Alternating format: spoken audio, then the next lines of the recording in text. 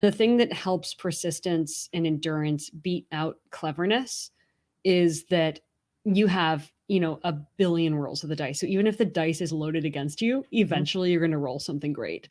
People who are persistent get many dice rolls. In Yeah. D&D terms or Baldur's Gate terms, it's the difference between having high stats and rolling with advantage. Rolling with advantage means you roll twice and then you take the highest roll, Yeah. whereas high stats just add a number to your roll after the roll.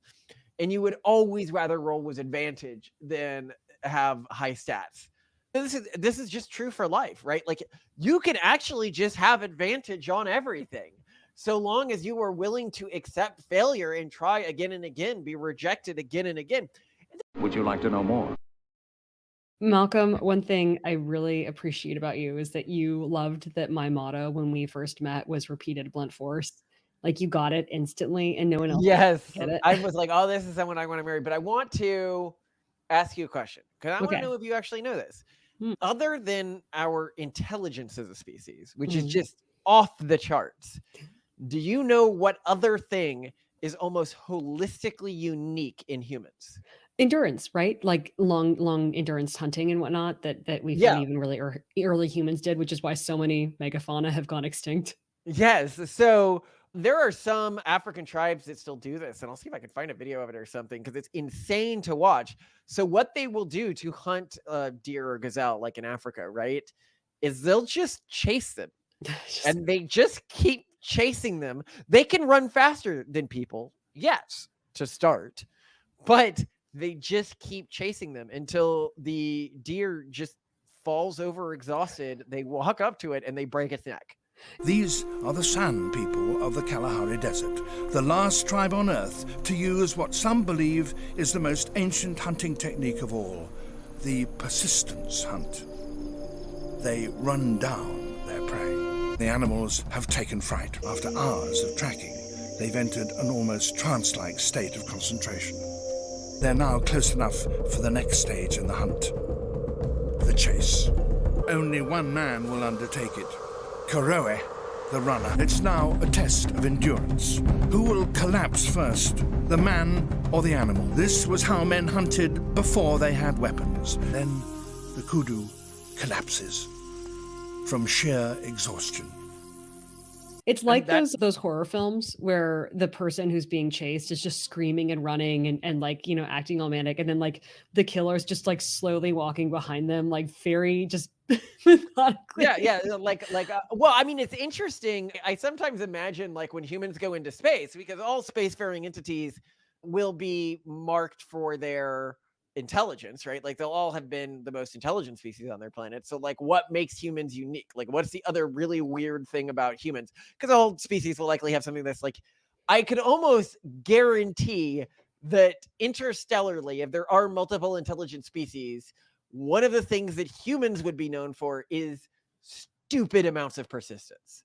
Hmm. Like other species will be like, oh yeah, they'll just keep chasing you. Like you piss them off and they'll just follow you forever until they have killed you and everyone you know. But no, I mean, I don't think that that's a bad thing to have as a species, but I also think it's a very interesting thing to have that marks what makes us different.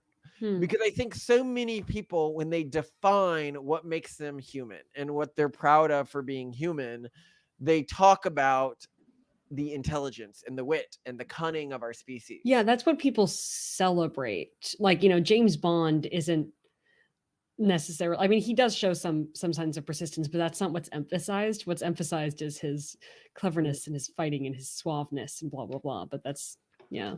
But the other thing that makes us human is our persistence.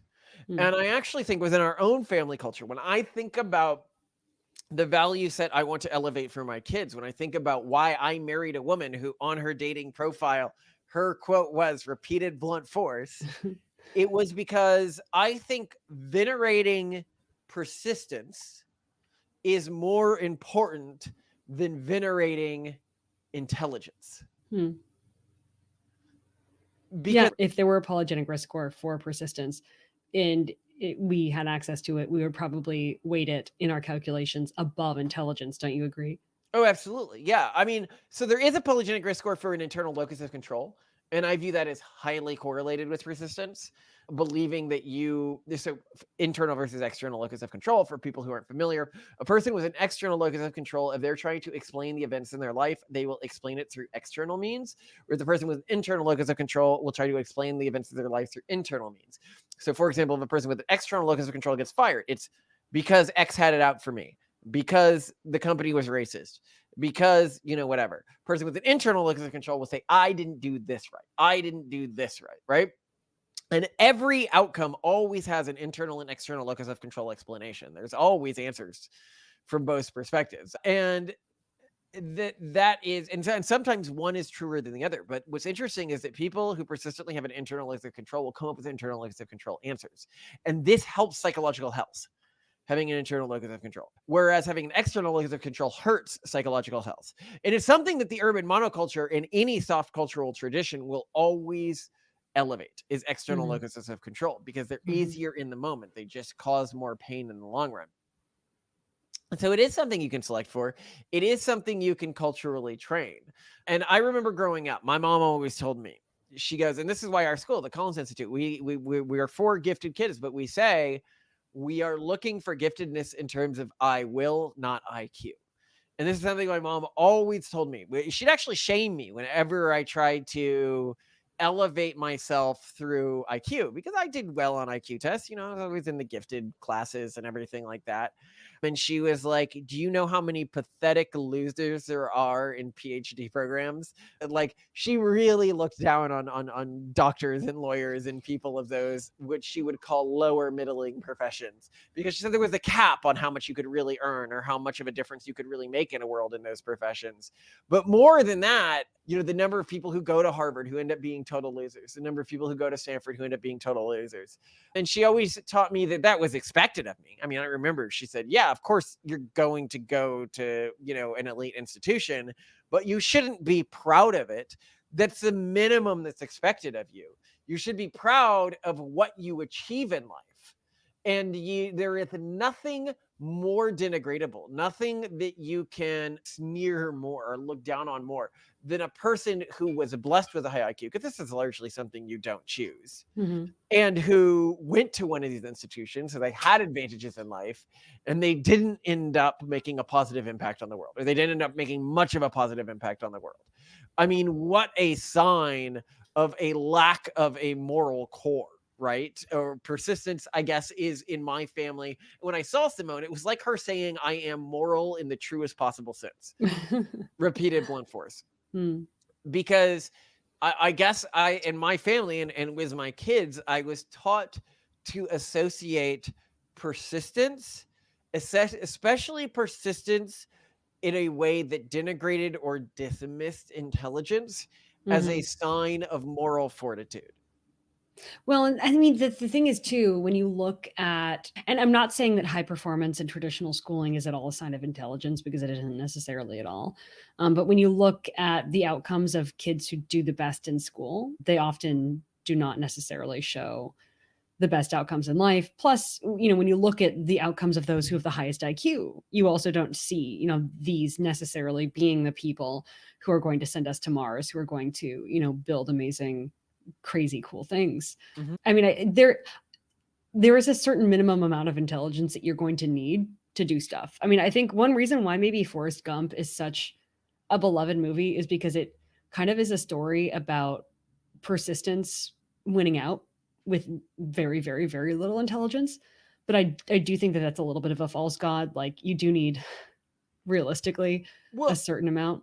I mean, I think even with me, my strengths, that I've always seen it as my strengths. There's a great perhaps song that I like that talks about this recently. I Wasn't born with tons of gifts, had to work hard as a kid. Know that everything I did was to catch the other kids. Slowly built that self-esteem, turned myself to a machine. I'd compete so I'd be seen, I would lose and I'd succeed. But you'd never see me quit, I'd always get after it. Knew I had a different gift, I'd outwork any other kid. should gotta put a little clip here of it because I like it. But yeah, the my strengths intellectually was never intelligence. I have always really struggled. So when I went to Stanford Business School, for example, In my first year at the school, and Simone remembers this, I came inches from being expelled due to low grades. When I graduated in the second year, in my final half of that year, I was easily in the top 5% of my class. And this is something that has persistently happened in high school. Like high school, this is like a generic high school. I was around the half mark in terms of grades for the first couple of years. Now I graduated near the top of my class, but I always start really low in anything I do. And I suspect that this is similar for podcasting or like trying to make a name of myself, like the public sphere, right? Like I am going to start incompetent for a much longer period than most people are incompetent. But I will outwork the other people, and that is my gift, right? And through outworking them, I will ultimately win. And I think some people, they may look at our podcast and they'll be like, I'm a little afraid. Like, I like this, but I see that they're not getting the views I would expect. So they're probably going to give up. Don't worry. Yeah. I mean, unless you find stuff. Unless I find some other avenue that's more useful for my time. You're right. But I think the important thing too is that there is an instrumental reason why this matters. So if you're really, really clever, you also have to be lucky. You can't just be purely clever. You have to be clever at the right time, at the right place, with the right people and the right resources. And the thing that helps persistence and endurance beat out cleverness is that you have, a billion rolls of the dice. So even if the dice is loaded against you, eventually you're going to roll something great. Whereas if you are just very clever, you may have a load of dice, but you're only rolling a couple of times, without persistence, you may not actually get the kind of winnings that you want. I actually really like that framing. People who are intelligent have loaded dice. People who are persistent get many dice rolls. In D&D terms or Baldur's Gate terms, it's the difference between having high stats and rolling with advantage. Rolling with advantage means you roll twice and then you take the highest roll, whereas high stats just add a number to your roll after the roll. And you would always rather roll with advantage than have high stats. This is just true for life, right? Like you can actually just have advantage on everything. So long as you are willing to accept failure and try again and again, be rejected again and again. And this is a cool thing about our society now, right? We used to live in a world where I think for most humans today, one of the biggest punishments they'll face is social rejection, right? Now, hold on. When I am saying try again and again, I do not mean bet everything financially again and again, right? Financially, I actually have always been, and I believe in being quite conservative. I mean, my brother doesn't. He's been more successful than us. He actually at one point was going to get a burning ships as a tattoo that he always talked about for his sort of motto. That would have been like, awesome. Burn your ships. What? That would have been awesome. I know, right? That's a cool tattoo. But when it comes to the primary area that people are punished in our society today, the primary place that we're punished is socially, right? And social punishment feels incredibly painful, right? When people criticize me online or something like that, right? Like we have this instinctual fear because of evolution that if we are not accepted, that we are going to be expelled from our community. And historically, if you couldn't find a way to make the people around you, the people who could signal to you their displeasure, happy, you would fucking die. Like the evolutionary pressure to be accepted by your community is incredibly high. And this is how the urban monoculture is able to, through peer pressure, use it to manipulate people so successfully. But it doesn't matter anymore. In a world of network states, my people are defined not by the people who are around me, but the people who accept me for who I am, for what I'm trying to do. So long as I act with integrity and I always fight for what I logically have deduced to be true, and who continue to accept me when I realize that logical deductions that I've made in the past are wrong or incorrect, and I update my beliefs, my actual people, like the people who have a value set similar to me, they will appreciate that I have been able to update my beliefs based on new information. The people who, on one side of the spectrum or the other, have always really been my enemies, will hate me. So when somebody says something mean to me within an online environment that doesn't challenge something that I value about myself. So as I'll say, like when people are like, Malcolm, you're talking over Simone, you're not respecting her enough. I genuinely get offended by that. And I genuinely get ashamed by that because that's not who I want to be. But when people are like, oh, you're an idiot, I'm like, fucking no, I'm not an idiot. Like, I almost certainly am financially better than you and live a happier life than you, so I'm pretty fucking sure I'm not an idiot. By most metrics of success, I have done pretty well. Or they'll say, Malcolm, you're a, I don't know, whatever, like you're a exophobe. And I'm like, I know I'm not an exophobe. Like, what are you talking Wait, about? Like, this is what not is an in my mind. exophobe? Exophobe means you're a phobe of whatever. So they'll say you hate X group to try to get you to change your Oh, behavior. okay. If They're you saying you're don't phobic of. Okay, personally sorry. identify as hating X group. But if somebody's like, for example, you're homophobic, right? I'm like, I fucking know I'm not homophobic. I lived a vast majority of my life fighting for gay rights, fighting for gay people when no one else would. Getting into fights in my school when I was the only person who would stand up for the gay kids in my school. Getting the shit kicked out of me instead of the shit getting kicked out of them because I was standing up for what I knew was right. I know who I am. I know I'm not homophobic, but I am also not willing to say just fucking whatever the LGBT movement says is the right thing to say these days. You know, I am not going to be the strong woman trapped on the stage during that moment where she's like, Now, this is the first year that a trans woman is in the competition. How do you feel about that? Amazing. I feel honored to be a part of history. I have a lot of incredible trans friends who are athletes, and so we're all inspired. This woman's competing. Uh-huh. And have you actually ever met Heather Swanson? No, I've never competed against her before, no. She's not exactly your average trans athlete. Well, what is an average trans athlete? Honestly, I find that kind of bigoted, David. Okay. Heather Swanson is actually joining us now. Miss Swanson, how does it feel to be competing today? I can't tell you how free I feel now that I've started identifying as a woman. Now that I can compete as female, I'm ready to smash the other girls. Well, with that, let's get right to the action. I try to look into the future of how things are going to play out. Like the trans people in sports thing, the LGBT community should have fucking known how much that would backfire. And that it's not a position that they can continue to hold. And mostly they've backed down from it now, but it's not a position I ever stand because it was fucking obviously stupid. And it was fucking obviously not what, when I was fighting for gay people to not be oppressed in high school, I was ever fighting for. I was never fighting for somebody with the body of a man to be able to compete against people with the body of a woman. That was obviously not. That is what, when conservatives of the time, you know, which a different generation of conservatives would say, they'll eventually try this. I would say, I don't think they will, because only an idiot would do that. Sometimes we do things we're not so proud of. Some for money, others to gain the athletic edge on the competition. Sometimes those secrets come back to haunt us.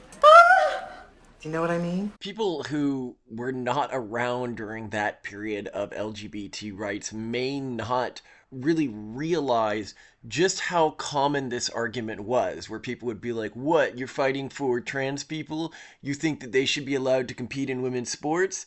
And we'd be like, no, of course not. That's a transphobic thing to even suggest that somebody would try that, because it is just so comical and insane. And it was the common argument used against the trans movement in the early days, and the approved older response was it was transphobic to even suggest that trans people may one day try to gain access to that. We said, no, they just want to live their lives. They just don't want to be oppressed. The insane bottom of the slippery slope argument back then was that eventually trans people would demand to compete in women's sports and demand to untransition be allowed to change in front of other women. And that was an offensive thing to even suggest back then. It would be like if, with no other context, you saw somebody tweet, otherkin style furries should be allowed to live in zoos. People would say that that person hated furries, because they'd say that's a ridiculous thing. No furry is actually going to ask for that. And even as a person who supports the otherkin community, and is like, yes, I think if people want to identify as animals, they should be allowed to identify as animals. I think they should be validated for that just as much as when I talk to, a Catholic priest, I will call him father, even though I'm not part of his cultural group, and I don't believe that. I think that he has gone through a lot to get there, and he deserves that validation. But when they are asking to live in zoos, There are just logistical issues that make it unrealistic, regardless of how I affirm their identity or what they think about their identity. It's the same thing with trans people in sports. Me saying a furry living in a zoo is a bad idea and has logistical issues associated with it is not me hating on the furry community or me being anti-furry. Anyway, back to persistence. How do you think we're going to instill this, the importance of persistence, in our children? Oh, beat them. I'm joking. No, I think that my parents actually did this perfectly. Okay, how do they do it? Well, they shamed me for taking pride in IQ over persistence. But did they reward persistence? Yeah. If I did well on a test that I hadn't studied for, that was the same as failing a test. Okay. Achieving something because of natural ability was always seen as a really negative and pathetic thing. But what's an example of them rewarding something? Well, they rewarded it with praise. They rewarded it was I don't know. It was just like So this is basically, when they something- saw you tried really hard at something, then they would praise you? Well, not if I tried hard and failed. They were never that kind of family. I should be clear. They weren't a all that matters is that you tried family. They were like, all that matters is that you tried and you crushed your opponents to dust. No, I mean, I think the core thing about persistence in a world where the core reason people fail persistence is because they are, shamed or something like that in their environment, is to teach people to ignore the value judgments of those around them. That's the core thing. So when people around you, I think like, for example, a core persistent message for me that I have relayed on the show before in our books is when I was younger, there was one time when a teacher was like mad at me and I got punished. And my mom was like, well, do you think you did the wrong thing? And I was like, no, I don't think I did the wrong thing. And she goes, well, I'm going to let you in on a little secret. Elementary school teachers, society thinks they're losers. They're basically minimum wage employees who nobody respects. You can ignore everything she says. In adult world, she's pathetic. And I took that to heart, and I got in trouble a lot as a kid because I always did what I thought was right. And I suppose that's still what I'm doing today in society. And I think that goes hand in hand with persistence. These are identical value sets. The ability to ignore other people when they are telling you that what you are doing is immoral. And I think that this is one of these things where, and we've talked about this in our Jordan Peterson parenting video and stuff like that, where he saw his goal as a parent to break the will of his child or the children who he was in charge of observing, right? And the children would do something and he needed to outweight them or he needed to force them to do what he wanted them to do without significant explanation as to why he wanted them to do this without having to logically convince them, then that's telling them to arbitrarily obey authority. And I actually like a lot of what he says. I just really disagree with this aspect of what he says. Because I think when you grow up, and I think a lot of people today are grown up, taught arbitrary obedience to authority is morally valuable, right? And so they then look, what does the norm of our society think? We were recently at Thanksgiving with our family. And I remember at one point I mentioned something along the lines of, well, I mean, women are naturally submissive on average, right? This is in reference to our Deers video, the Deers anime video that we did. And she gave me this death stare. Like, what are you talking about? This was my stepmother. Because she knew that society would back her for that position and this was a mainstream societal position, so I don't think had ever thought through, just like logically, everyone who is being honest knows that on average women prefer to be submissive in their relationships more than men do. And being able to admit this when you'll be punished for it is the same value set that allows you to keep trying at something when everybody's laughing at you for failing. One of the biggest moments I had about this in my life was I was taking this GRE and GMAT prep, right? So for people who don't know, GREs and GMATs are the tests you have to take to get into graduate schools, specifically business schools. and I was going to a random Kaplan class. So you got to understand, this is just like the people in this class were the normal people who are taking GMATs and GREs, and the normal people looking to go to business school. Not the best of the best or anything like that, just the people who are out there trying hard. And this isn't like, SAT prep in high school or something like that, where only rich kids are doing it. Because when you're going to a business school, you're usually 2 years out of school. These are people who can pay for this themselves. Within my class, I remember I came to the class and I was consistently, because it was like a 4-day or something like that class, consistently within the first day, the worst performer in the class. And I told everyone in the class, I go, oh, well, I'm going to Stanford or Harvard. And they just laughed. Like, the class actually started laughing. Now, for people who don't know, I did end up going to Stanford, but I ended up working really, really hard. And it got to the point where some of the people who had associated me, like there was this one guy in the class who had associated me at this low status because everyone in the class had laughed at me, the first day when I said I was doing that and I was consistently doing poorly. And I even remember the instructor turned to a guy who was like making fun of me for saying something the last day. And you go, that he is consistently by a large margin the best performer in this class today. Like, you should not still be making fun of him. And it was a moment. Well, actually, the bigger moment for me was when I slept with a few women in the class at the end. Oh God, of course. Hey, I always, that's what I remember about it. Well, right? here's one thing that I'm realizing my parents did for me that I would actually love to do with our kids, which is specifically incentivize action that requires persistence to get what you want, not intelligence. So, for example, one thing that my parents always did, which I thought was really cool, was if I wanted something, they'd never pay for it outright. They would say, we will match what you can make for this. So, I love that. I wanted to have a loft bed at one point and it cost like $500 to buy the kind I wanted. And they're like, okay, if you save $250, I will match that. And so then that required like just working and churning and like making the money to get there. And I think that those kinds of lessons and incentives are even better than praise or shaming, because you have to actually like discover the value of persistence, and then you win through persistence. So I'd like to do a lot of that with our kids. So like, keep trying and then you'll get it. Or in order to get it, you're going to need to keep trying and not just be super, super clever. Well, it's people who don't know this about my wife. She is a golem of persistence. She is you are the human. I guess paragon. Gollum is really persistent. No, I'm not talking about Gollum from Lord of the Rings. I'm talking about the Jewish Gollum. Look, it doesn't matter. She's an avatar of persistence. I'm talking about a clay monster brought to life by magic that is consistently just dedicated to a specific goal. That's what I meant by Gollum. Oh. Anyway. The clay thing that comes to life. Okay. Yeah, that's the right word, right? Yeah. Sorry, I just need to look this up. I think Smeagol, for example, is more persistent than just a dumb clay thing that has been brought to life.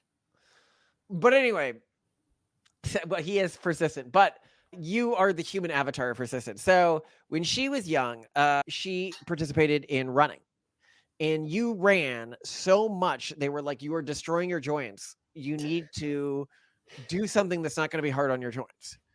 And so then she's like, oh, fuck it. Okay, I guess I'll swim. Right? And then you swam so much. She spent so much time in the water. She developed early stage osteoporosis because she was weightless for so much of the time. And that is why even today she has osteoporosis. Today she exercises, as we established in a previous video, 5 hours of physical exercise every day you do while you're working. Her superpower, like on the scheduling video, we talk about this. I don't know if it will have gone live by the time this video goes live or not, but she is able to just work. Like if she is working from 5 a.m. to 5 p.m. in a day, just work without breaks except for lunch throughout the entire day.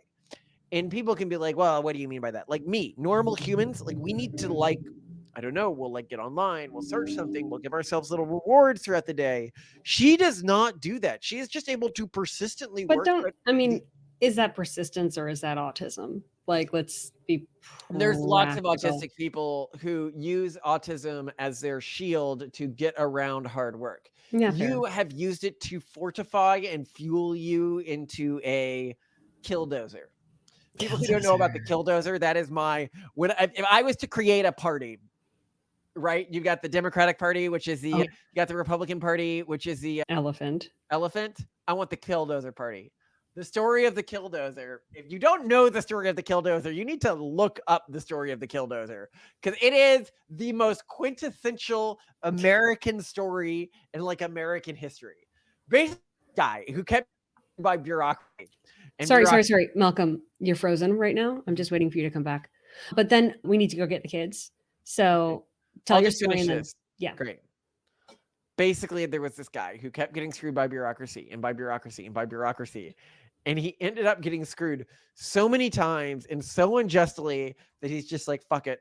I'm going to build an armored tractor, which he built secretly in his business that had been destroyed by, like, for example, one of the things is they had blocked all of the roads going to his store or something like that. So no one could even get there anymore because the person who was on the council like owned one of the properties that decided to take the road leading to his thing. I don't remember the full thing. It was just completely insane.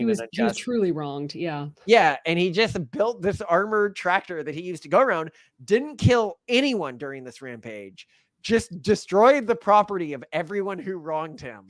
And it is the spirit of justice for me. And I want him to live forever in American folklore alongside, Paul Bunyan and Johnny Appleseed, because I think he is a true American hero. Yeah. I love you, Simone. We'll go pick up the kids now. They're across the street. I love you too, Malcolm. All right.